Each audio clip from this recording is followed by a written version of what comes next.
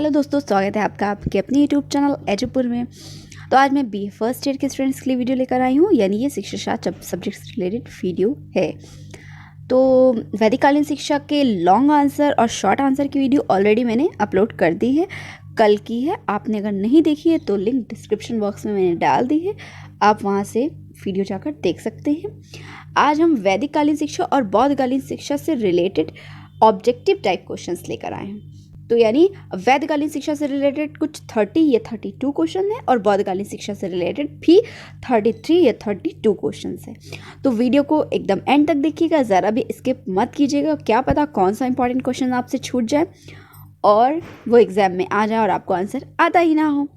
तो वीडियो को एंड तक ज़रूर देखिएगा। दोस्तों, अगर आप लोग चाहते हैं कि मैं इसी तरह की वीडियो ज़्यादा से ज़्यादा लाऊं तो आप लोग ज़्यादा से ज़्यादा लाइक कर दीजिए।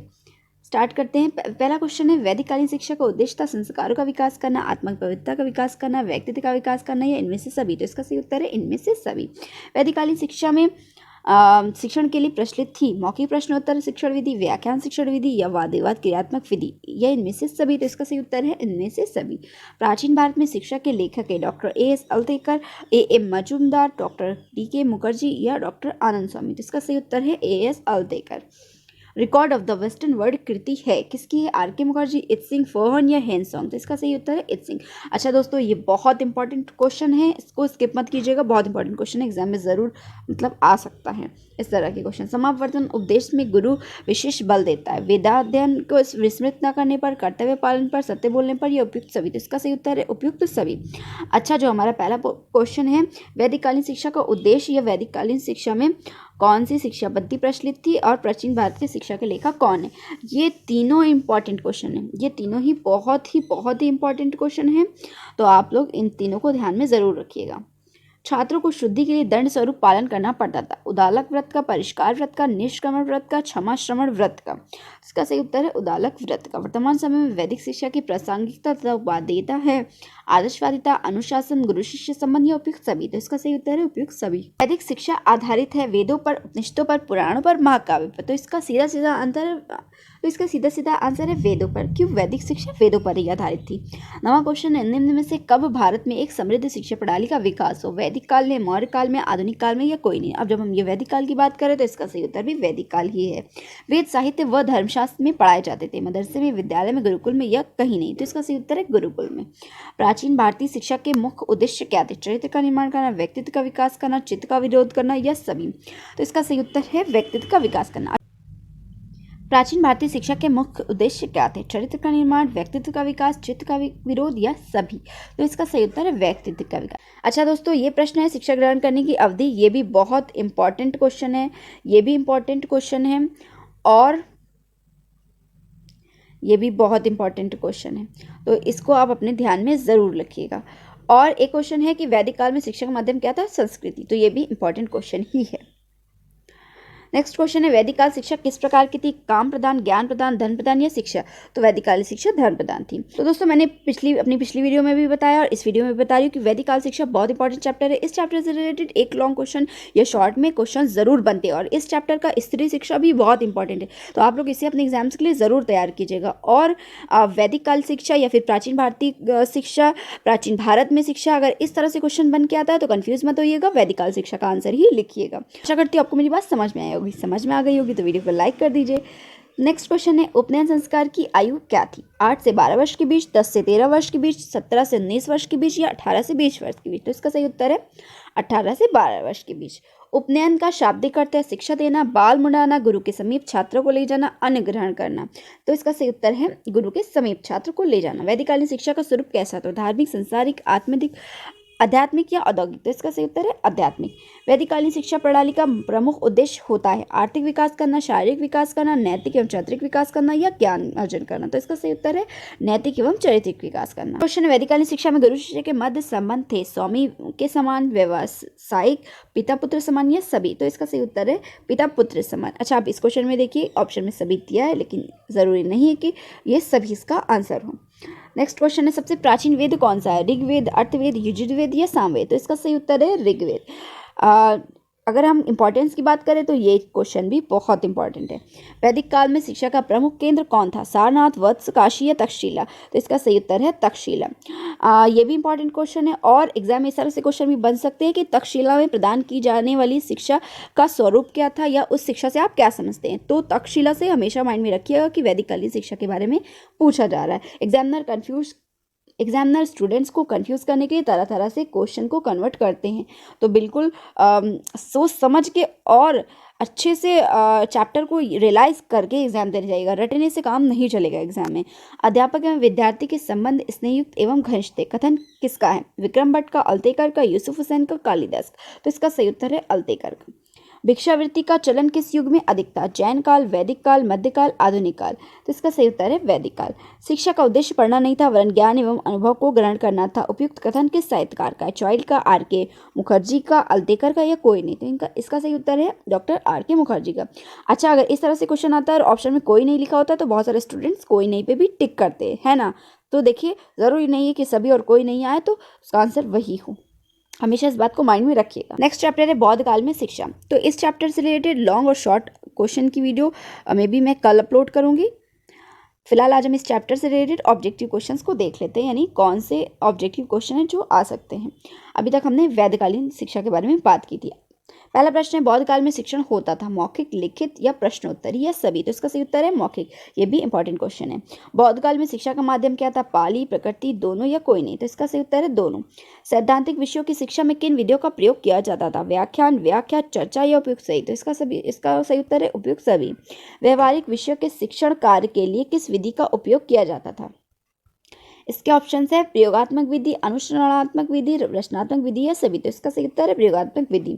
बौद्धकालीन शिक्षा का मुख्य उद्देश्य था नैतिक चरित्र का निर्माण करना, अष्टांगिक मार्ग का अनुसरण करना, बौद्ध धर्म का प्रसार करना या सभी? तो इसका सही उत्तर है सभी।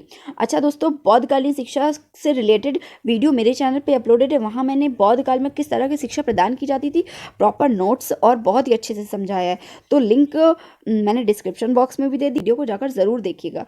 आपको प्रॉपर नोट्स भी मिल जाएंगे और इसका कंसेप्ट भी आपका क्लियर हो जाएगा। शिक्षा प्राप्त करने के लिए बालकों का मठों में प्रवेश हेतु कौन सा संस्कार संपन्न किया जाता था? चूड़ाकरण संस्कार, सामनेर संस्कार, प्रवेज्य संस्कार या कोई नहीं? तो इसका सही उत्तर है प्रवेज्य संस्कार। अच्छा, बहुत सारे स्टूडेंट्स सोचते होंगे कि इतने ज़्यादा नोट्स का करेंगे क्या? तो देखिए, जिनको एग्जाम में कुछ करना है, अच्छे मार्क्स लाने हैं, फर्स्ट डिवीज़न आना है, टॉप करना है, तो वो स्टूडेंट्स मतलब एक टॉपिक से रिलेटेड कई तरह के नोट्स कलेक्ट करते हैं, कई तरह की बुक्स पढ़ते हैं कि कितना अच्छा टॉपिक मुझे मिल सके कि मैं उससे अच्छा आंसर बना सकूं और अच्छे से एग्जाम में प्रेजेंट कर सकूं। तो देखिए, पास होने का मतलब ये है कि बस कुछ भी पढ़ लिया और पास हो गए, ये नहीं है। अगर आप पढ़ रहे हैं, साल भर पढ़ रहे हैं, एग्ज़ाम देना है, आपको अच्छे मार्क्स लाने हैं, तो आप अच्छे से पढ़िए और उसे अच्छे से प्रेजेंट भी करिए। तो हमेशा माइंड में ये बात रखिएगा कि सिर्फ पास हो जाना ज़िंदगी के लिए अहम नहीं होता है। कुछ बनना है, कुछ करना है, तो आपको उसी सिस्टमेटिक में हर चीज़ को सीरियसली लेना भी पड़ेगा। जब आप सीरियसली नहीं लेंगे तो लाइफ तो वैसे भी चलनी ही है, वैसे भी चलती रहेगी। पास तो आप हो ही जाएंगे, लेकिन आप कुछ सीख नहीं पाएंगे। अगर आपको कुछ सीखना है, आगे चल कर कुछ बनना है, तो आप उस चीज़ को सीरियसली लेकर चलिए। अब ऐसा नहीं कि बस पढ़ के एग्ज़ाम दे दिया, बस फुर्सत। मान लीजिए ज़िंदगी में कभी कहीं टीचर बनने का मौका मिल गया, कुछ पढ़ाने का मौका मिल गया, तो आप कैसे पढ़ाएंगे जब आपको खुद ही नहीं आता है? तो इसलिए हर कॉन्सेप्ट को बहुत अच्छे से समझा करिए और समझने के बाद पहले खुद सोचा करिए, इमेजिन किया कीजिए कि असल में उस काल में क्या हुआ था, कैसे कैसे हुआ होगा। तभी जब आप उस चीज़ से रिलेट करेंगे ना, तभी आप आंसर अच्छे से प्रेजेंट कर सकेंगे। आशा करती हूँ कि आपको मेरी बात समझ में आ रही होगी और आप मुझसे रिलेट कर पा रहे होंगे। अगर आप चाहते हैं मुझसे और ज़्यादा जुड़े रहना, तो आप मेरे इंस्टाग्राम पेज को भी फॉलो कर सकते हैं, मुझे मैसेज कर सकते हैं, मेरे टेलीग्राम और फेसबुक पेज को भी फॉलो कर सकते हैं। वहाँ मैं बराबर आपके क्वेश्चंस के आंसर देती रहती हूँ।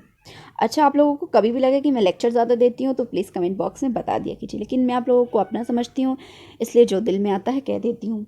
मेरा मकसद सिर्फ पढ़ाना या नोट्स प्रोवाइड करना या अपने यूट्यूब चैनल को ग्रो करना नहीं है।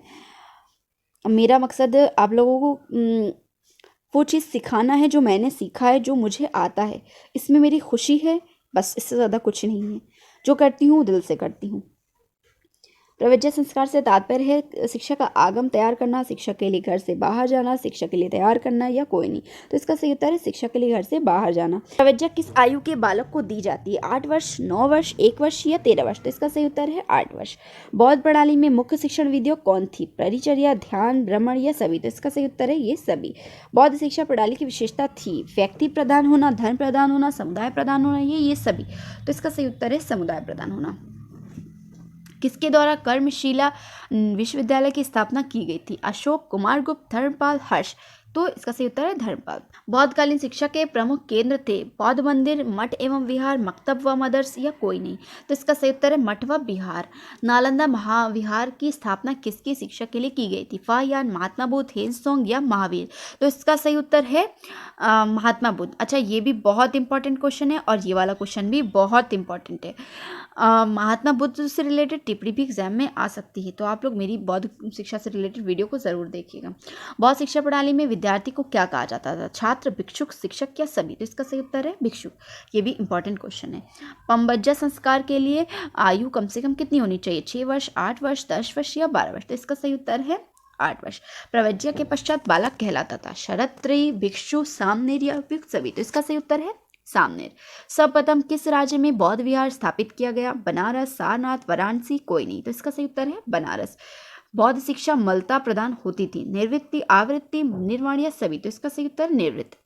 महिलाओं विहार में स्त्रियों की शिक्षाएं होती थी, वह कहलाती थी शिक्षिका, भिक्षुणिका, अध्यापिका या उपाध्याय? तो इसका सही उत्तर है उपाध्याय। बौद्धकालीन प्रसिद्ध शिक्षा केंद्र जहां तिब्बती भाषा में संस्कृत ग्रंथों का अनुवाद होता था कौन सा था? उदंतपुरी, तक्षशिला, नालंदा या जगद्दला? तो इसका सही उत्तर है जगद्दला। अच्छा, ये भी बहुत इंपॉर्टेंट क्वेश्चन है। तक्षशिला में शिक्षा प्रदान की जाती थी प्राथमिक, माध्यमिक, उच्च या व्यावसायिक? तो इसका सही उत्तर है उच्च शिक्षा।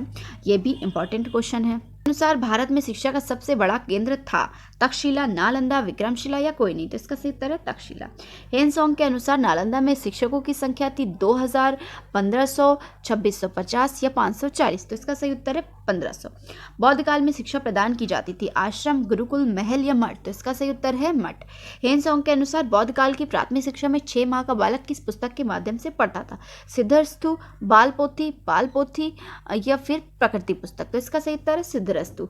बौद्ध मठ में शिक्षा समाप्त करने पर संपन्न किया जाता था उपसंपदा संस्कार, उपनयन संस्कार, समावर्तन संस्कार या सभी? तो इसका सही उत्तर है उपसंपदा संस्कार। ये भी इंपॉर्टेंट क्वेश्चन है। बौद्ध काल में शिक्षा की व्यवस्था थी प्राथमिक, माध्यमिक, नैतिक, प्राथमिक एवं उच्च? तो इसका सही उत्तर है प्राथमिक एवं उच्च। प्राथमिक शिक्षा में शिक्षा का माध्यम की भाषा क्या थी? संस्कृत, हिंदी, फारसी या पाली? तो इसका सही उत्तर है पाली। उपसंपदा संस्कार के बाद प्रारंभ होती थी प्रारंभिक शिक्षा, उच्च शिक्षा, सार्वजनिक शिक्षा या कोई नहीं? तो इसका सही उत्तर है उच्च शिक्षा। बौद्ध काल के प्रसिद्ध विश्वविद्यालय थे नालंदा, विक्रमशिला, वल्लभी, उपरोक्त सभी? तो इसका सही उत्तर है उपरोक्त सभी। तो ये भी इंपॉर्टेंट क्वेश्चन है। तो युग में शिक्षा ग्रहण करने के लिए बालक के संस्कार को क्या कहते थे? प्रबज्य संस्कार, चूर्ण कर्म, प्राशन संस्कार या कोई नहीं? तो इसका सही उत्तर है प्रबज्य संस्कार। बौद्ध शिक्षा प्रणाली में शिशु शिक्षा कितने वर्ष की होती थी? 6, 8, 10 या 12 वर्ष? तो इसका सही उत्तर है 8 वर्ष। विश्व का सर्वप्रथम विश्वविद्यालय था तक्षशिला, वल्लभी, नालंदा, विक्रमशिला? तो इसका सही उत्तर है तक्षशिला। अच्छा दोस्तों, ये मोस्ट इंपॉर्टेंट क्वेश्चन है, मोस्ट इंपॉर्टेंट, बहुत इंपॉर्टेंट है, इसे जरूर याद कीजिएगा। सामनेर को 10 आदर्शों का पालन करना पड़ता था, जिन्हें क्या कहते थे? 10 सिक्का पदानी, 10 चरण, 10 मूल या दशांश? तो इसका सही उत्तर है 10 सिक्का पदानी। बौद्ध शिक्षा का उद्देश्य क्या था? मोक्ष प्राप्त करना, निर्माण की प्राप्ति करना, संबोध का विकास करना, ये सभी? तो इसका सही उत्तर है ये सभी। तो दोस्तों, ये थी हमारी आज की वीडियो। आशा करती हूँ आपको वीडियो पसंद आई हो, वीडियो अच्छी लगे, मेरी बातें अच्छी लगे तो वीडियो को प्लीज़ लाइक कर दीजिए। चैनल पे नए हैं तो सब्सक्राइब कर लीजिए, साथ में लगे बेल आइकन को ज़रूर हिट कीजिए। तो चलिए मिलते हैं नेक्स्ट वीडियो में, तब तक के लिए अपना खूब ख्याल रखिए। Bye bye.